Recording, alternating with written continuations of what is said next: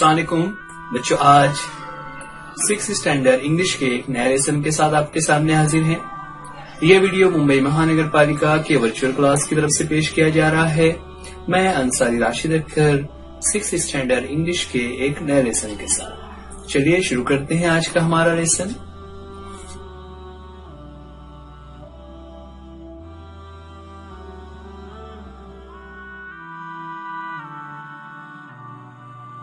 Sixth standard के English के आज की इस वीडियो में हम देखने जा रहे हैं एक नया topic.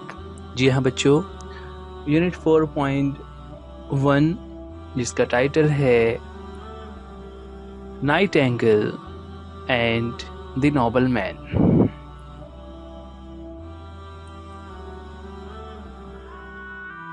The Nightingale and the noble man ये एक शॉर्ट स्टोरी है जिसमें एक बर्ड की स्टोरी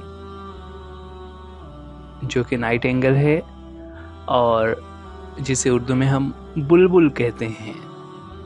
जी हाँ बच्चों, ये बुलबुल एक सुरीला परिंदा होता है।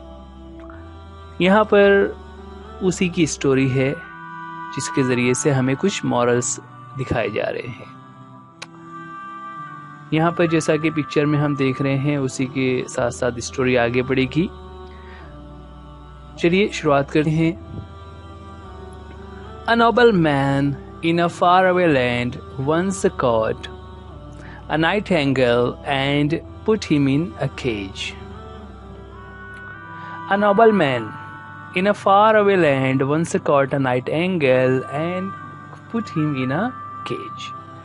कि एक लड़का है ना, मतलब एक जो नोबल मैन है। नोबल मैन एक्चुअल में बच्चों ये वर्ड जैसा कि उसका मीनिंग हमारी बुक में भी दिया हुआ है, a person with a high rank like a Lord, जिसे हम एक अमीर शहजादा या अमीर शख्स कह सकते हैं। उर्दू में उसे रईस ज़ादा कहते हैं।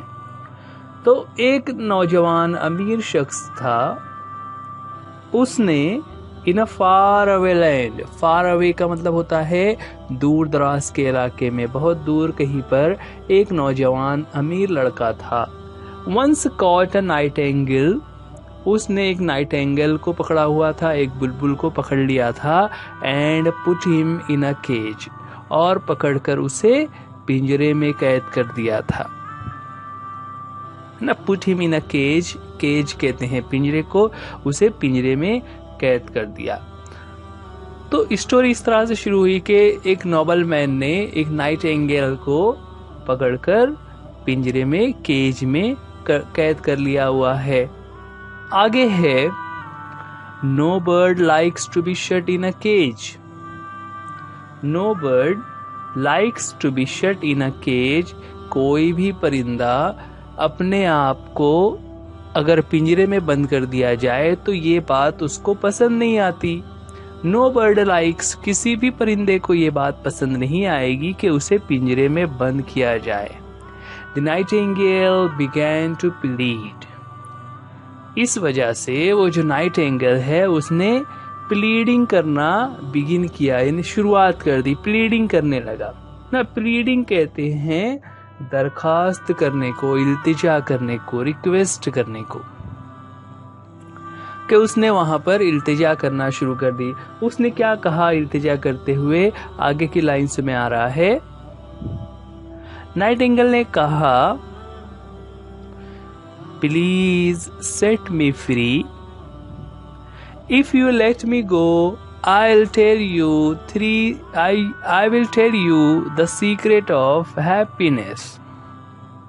नाइटिंगेल ने क्या कहा वहां पर? Nightingale said, please set me free, कि मुझे प्लीज सेट मी फ्री ना। नाइटिंगेल ने इल्तिजा करते हुए कहा कि मुझे फ्री कर दो। सेट फ्री का मतलब होता है आजाद कर दो, मुझे पिंजरे से छोड़ दो। और फिर आगे उसने कहा, if you let me go I will tell you the secret of happiness, कि अगर तुम मुझे जाने दोगे ना, तुम मुझे यहाँ से आज़ाद कर दो और मुझे जाने दोगे, I will tell you the secret of happiness, मैं तुम्हें एक सीक्रेट बताऊंगा हैप्पीनेस का, खुश रहने का राज मैं तुम्हें बता दूंगा। उसकी बातें सुनने के बाद the noble man was rich but not happy. वो जो नोबल मैन था वो रिच तो था लेकिन वो हैप्पी नहीं था। He wanted to know the secret of happiness, और वो उस हैप्पीनेस के सीक्रेट को, उसके राज को जानना चाहता था। तो the noble man was rich but not happy and he wanted to know the secret of happiness, और वो राज को जानना चाहता था। So he let the bird go. So he let the bird go, उसने उस परिंदे को आजाद कर दिया, यानी नाइट एंगल को फ्री कर दिया। अब जैसे ही उसको फ्री किया तो फिर वहां पर आगे क्या स्टोरी हुई। Listen said the night angle. Night angle ने कहा, सुनो, this is the secret of happiness. खुशी का राज ये है, खुशी का जो राज है वो इस बात में है। आगे उसने कहा, never cry over spilled milk and never trust idle words. ना देखिए क्या कहा उसने, never cry over spilled milk. बच्चों ये जो वर्ड से लिखे हुए ना, never cry over spilled milk, ये एक प्रोवर्ब है। प्रोवर्ब कहते हैं कहावत को, जिसे उर्दू में हम उसके ही जैसी एक कहावत है। आप अभी छोटी क्लास में हैं, लेकिन आपको अब ये समझते चलना है कि कहावतें, या जिसे हम ज़रबुल इमसाल भी कहते हैं, ये ऐसे अल्फाज या जुमले होते हैं जो बहुत ही मीनिंगफुल होते हैं। तो never cry over spilled milk का मतलब होता है उर्दू में उसके हम वज़न, एक कहावत है, अब का पछताए हो जब चिड़िया चुग गई खेत ना। अब क्या पछताए हो जब चिड़िया चुग गई खेत। और इन दोनों ही जुमलों का मानी क्या होता है आम अल्फाज में, कि जब कोई काम नुकसान हो जाए, किसी चीज़ का नुकसान हो जा रहा है, तो उस पर पछताने से कोई फ़ायदा नहीं, उस पर गम करने से कोई फ़ायदा नहीं। तो नेवर क्राई और स्पिल्ड मिल्क, जो नुकसान कोई हो गया है उस पर गमज़दा होने, रोने या अफसोस करने से कोई फ़ायदा नहीं। और आगे उसने कहा, never trust idle words. Idle words जैसा कि उसका मीनिंग दिया हुआ है कि ऐसे वर्ड्स जिसका मीनिंग बहुत छोटा हो या बेमानी हो, यानी उससे कुछ मतलब नहीं निकल रहा हो, फजूल के अल्फाज हों। तो दो चीजें उसने कही, क्या कहा, never cry over spilled milk and never trust idle words. ये दो बातें सुनने के बाद उस नोबल मैन ने आगे वही बता रहे हैं, the noble man didn't think much of the secret. The noble man didn't think much of the secret. उसने इस बात पर जरा भी गौर नहीं किया ना कि ये क्या कह रहा है। और आगे उसने कहा, this is just a silly piece of advice, he exclaimed. This is just a silly piece of advice, कि ये तो एक सिली पीस ऑफ एडवाइस है। एडवाइस कहते हैं नसीहत को, और वो भी कैसी, सिली। सिली कहते हैं बेवकूफ़ी भरी, अहमकाना जिसे उर्दू में हम कहते हैं, यानी बिल्कुल तुम बेवकूफ़ी वाली ये नसीहत है, मुझे करना बंद करो ना। ऐसा उसने चिल्लाते हुए, मतलब हैरत के साथ ये अल्फाज उसने कहे। उसके बाद जब उसने इस तरह से बात कही तो the nightingale flew a little higher and said, too bad you let me go. I have rare diamonds under my wings. Now you won't get any of them. देखिए अब नाइट एंगल ने उसे दूसरी मिसाल यहाँ पर दी। पहले तो वो पिंजरे के पास ही उड़ रहा था, अब वो फ्लेw a little higher, थोड़ा सा और ऊंचाई पर उड़ने लगा, ताकि वो उसकी पहुंच से बाहर हो जाए ना, वरना वो हाथ उठाकर पकड़ सकता था। तो और थोड़ा ऊंचाई पर उड़ने लगा और कहा, too bad you let me go, कि कितनी बुरी बात है तुमने मुझे आज़ाद कर दिया हुआ है, तुम जो मुझे जाने दे रहे हो इसमें तुम्हारा ही नुकसान है। क्यों ऐसा? I have rare diamonds under my wings. मेरे पास डायमंड्स हैं, डायमंड्स यानी हीरे हैं, और वो भी कैसे, रेयर, रेयर का मीनिंग दिया हुआ है not common, not easy to get, यानी ऐसे हीरे जो बहुत कम मिलते हैं, बहुत कम पाए जाते हैं, जिसे उर्दू में हम कहते हैं नायाब, नादिर, कि मेरे पास बहुत ही नायाब किस्म के हीरे हैं मेरे परों में, और अब तुम्हें कोई भी नहीं मिलेगा, मतलब अब चूंकि मैं तो उड़ गया हूँ, you won't get any of them, तुम्हें कोई भी डायमंड नहीं मिलेगा, तुम उससे महरूम रह गए। अब यहाँ पर वो बर्ड उसको समझाने के लिए ये सारी बातें कह रहा है। Now the noble man was very angry and very unhappy. Now the noble man was really very angry and very unhappy. अब उसे गुस्सा भी आ रहा था और वो बहुत ज्यादा नाखुश भी था। क्यों? क्योंकि उसने बर्ड को छोड़ दिया ना, तो अब उसे बहुत गुस्सा आ रहा है और अफसोस भी हो रहा है।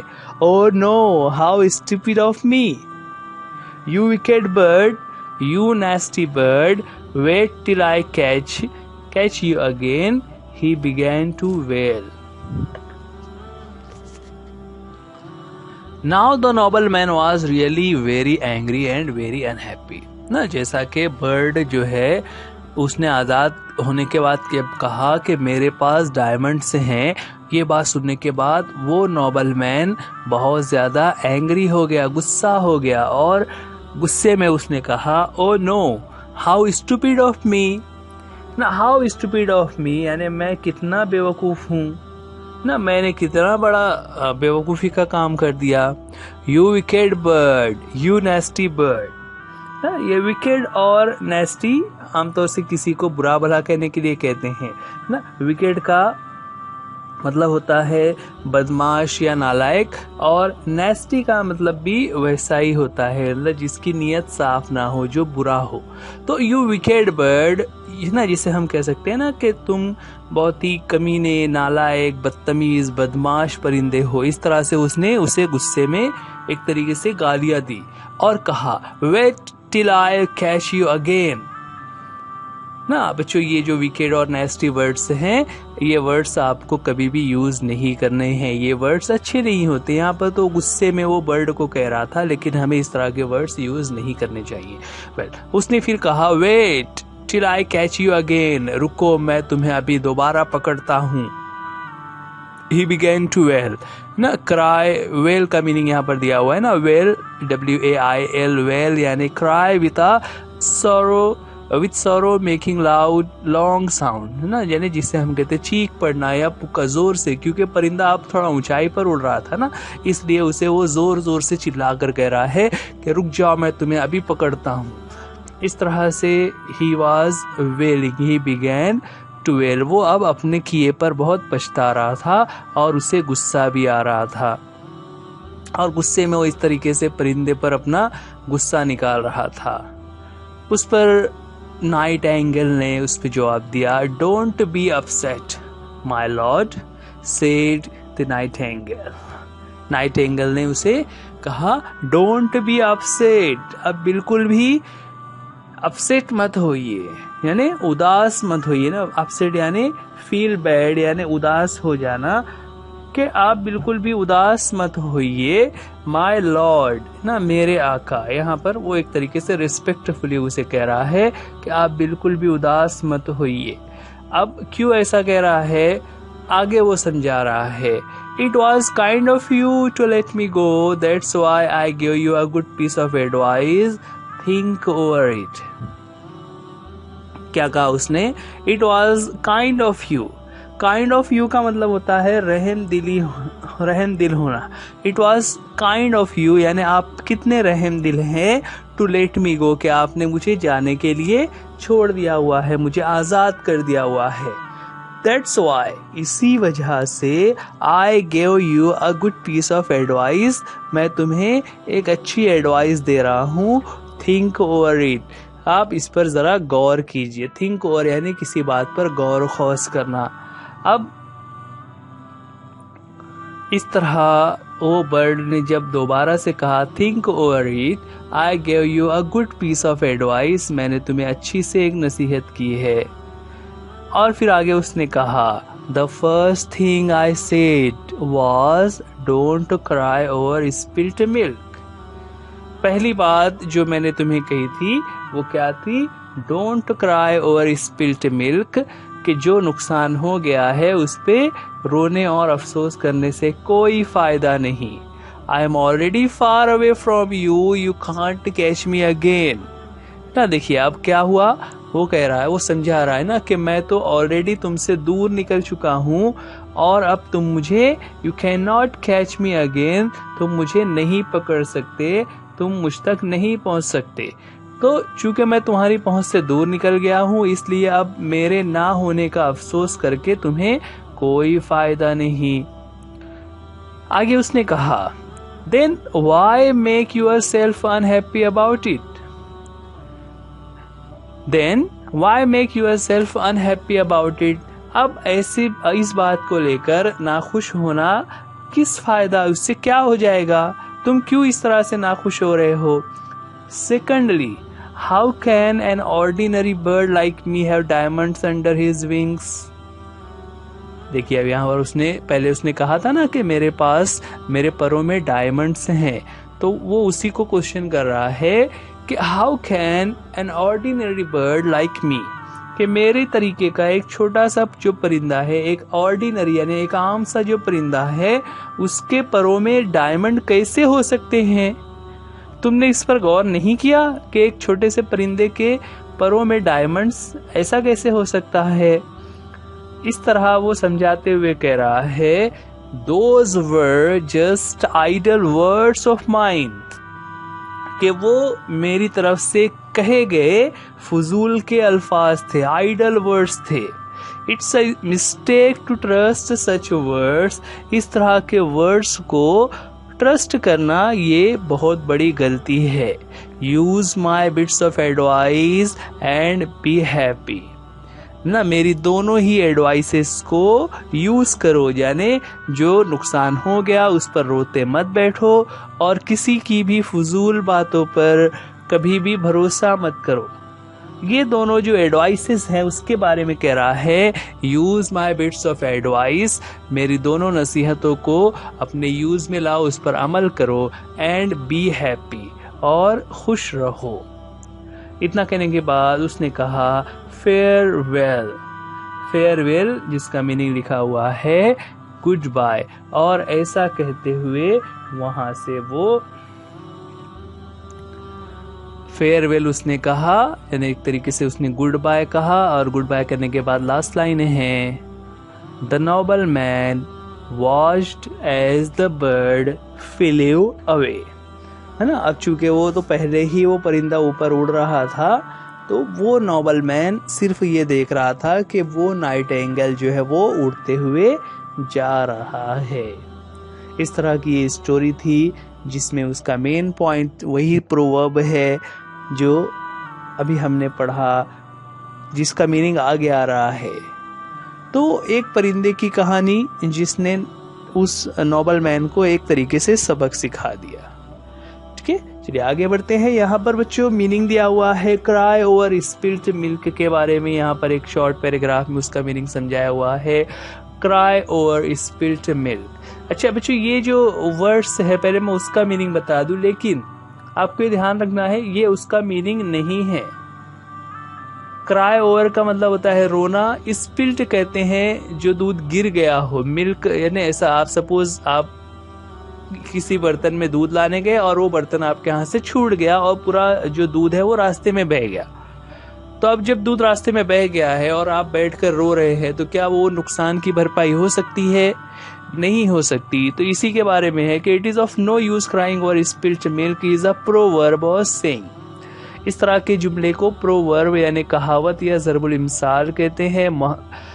It means you should not feel unhappy about a mistake और something bad that has been happen.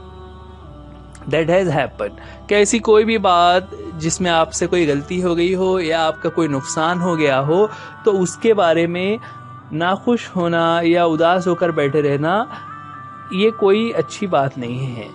A similar proverb is what's done can not be undone. ना देखिए एक कहावत है, what's done can not be done, जो हो गया सो हो गया, है ना। एक मर्तबा जब आपने किसी काम को कर दिया हुआ है, फिर उसमें आपका नुकसान हो गया है, तो आप उस नुकसान को रिवर्स नहीं कर सकते। तो ये थी आज का प्रोवर्ब। बच्चों ये याद रखना है, हमारे बहुत सारी स्टोरीज और चैप्टर्स में प्रोवर्ब्स आते हैं ना। देखिए क्राई ओवर स्पिल्ड मिल्क 4 ही वर्ड्स से है, लेकिन उसका मीनिंग कितना डीप में है कि जब किसी काम में नुकसान हो जाए या कोई हमसे गलती हो जाए तो उस पर अफसोस करते नहीं बैठना है। तो इस तरह ये था हमारा चैप्टर। यहाँ पर चैप्टर के आखिर में बहुत सारे एक्टिविटीज दिए हुए हैं, उसमें से कुछ एक्टिविटीज हम लोग देख लेते हैं। चलिए आगे बढ़ेंगे। पहली एक्टिविटी हम लेते हैं जिसमें इंस्ट्रक्शंस लिखे हुए हैं। Read the story and say whether the following statements are true or false. यहाँ पर जो स्टोरी अभी हम पढ़ रहे थे उसमें जो सेंटेंसेस आ रहे हैं, उन सेंटेंसेस को हमें चेक करना है कि स्टोरी के मुताबिक वो सही है या गलत। फर्स्ट सेंटेंस है, no bird likes to be shut in a cage. किसी भी बर्ड को ये बात पसंद नहीं है कि उसे केज में बंद करके रखा जाए ना। ये वाला यहाँ पर हमें चैप्टर में चेक करना पड़ेगा। आप वीडियो को रिवर्स करके या अपने टेक्स्ट बुक में देख सकते हैं। तो जब आप देखेंगे तो आपको याद आएगा कि ये ट्रू है कि no bird likes to be shut in a cage. किसी भी परिंदे को ये बात पसंद नहीं है कि उसे केज में बंद करके रखा जाए।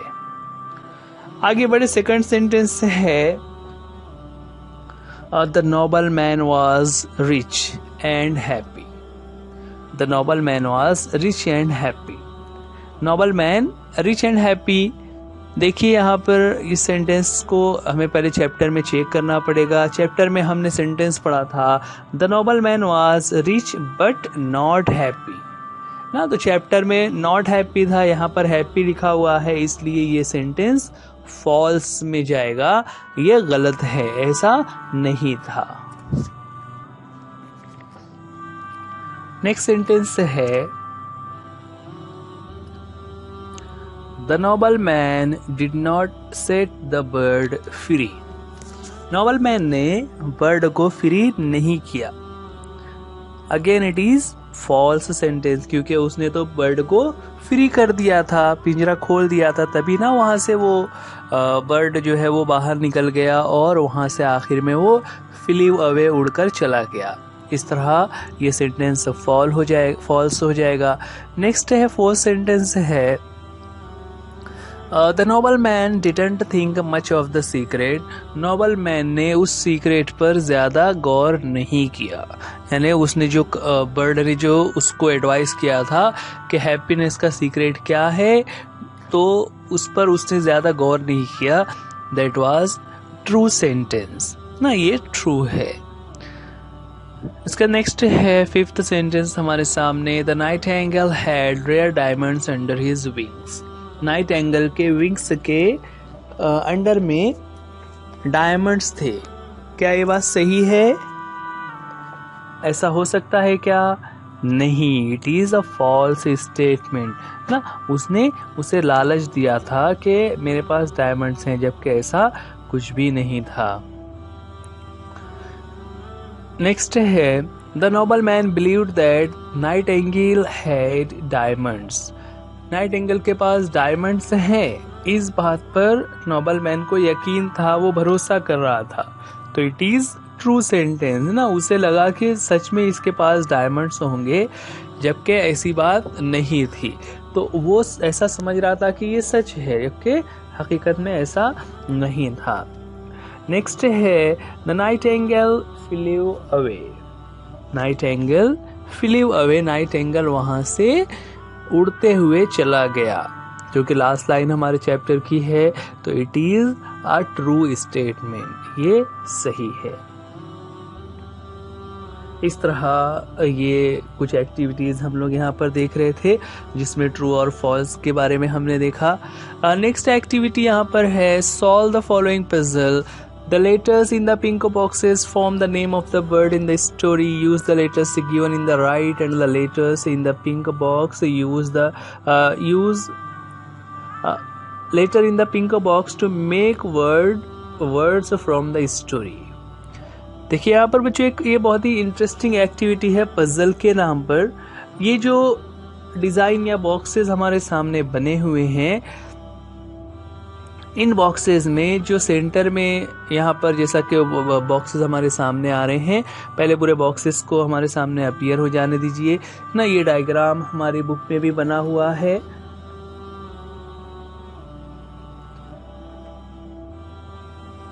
पेज नंबर 81, 82 पर आप इस एक्टिविटी को देख सकते हो। इस तरह का एक डायग्राम हमारे यहाँ हमारी बुक में बना हुआ है, जिसमें सेंटर में जो पिंक बॉक्सेस है उसमें लिखा हुआ है नाइटिंगेल। हर एक एक बॉक्स में एक एक लेटर से है।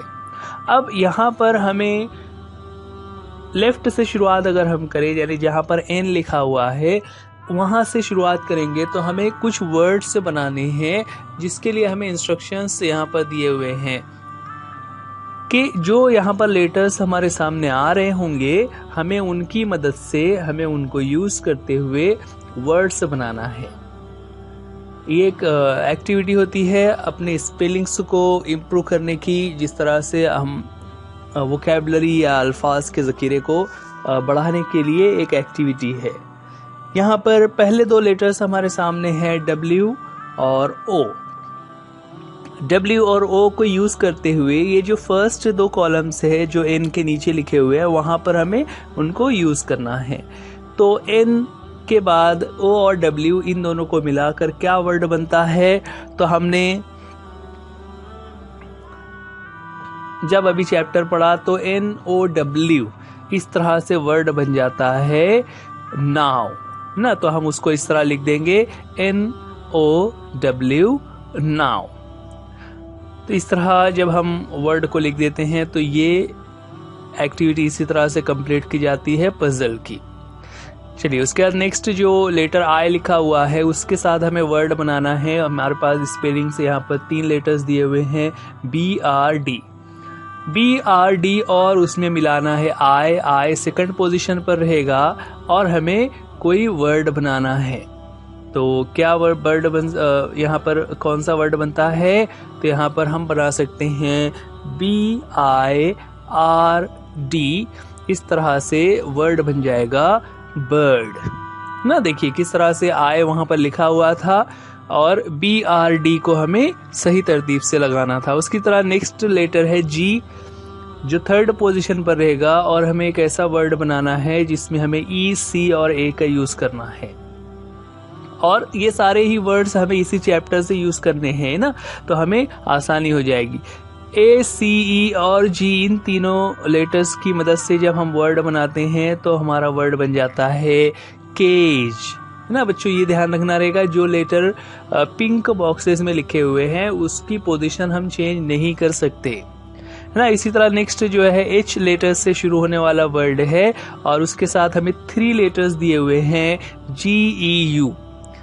तो इन तीनों को यूज करते हुए बनाना है, तो हमारा वर्ड बन जाता है HUGE ह्यूज। हमारा क्या वर्ड बन गया है, ह्यूज है ना। देखिए किस तरह से बना ह्यूज। उसके बाद नेक्स्ट है एक बड़ा लेटर, बड़ा वाला वर्ड है जिसमें 6 स्पेलिंग्स आना है, जिसमें 4th पोजीशन पर T आएगा।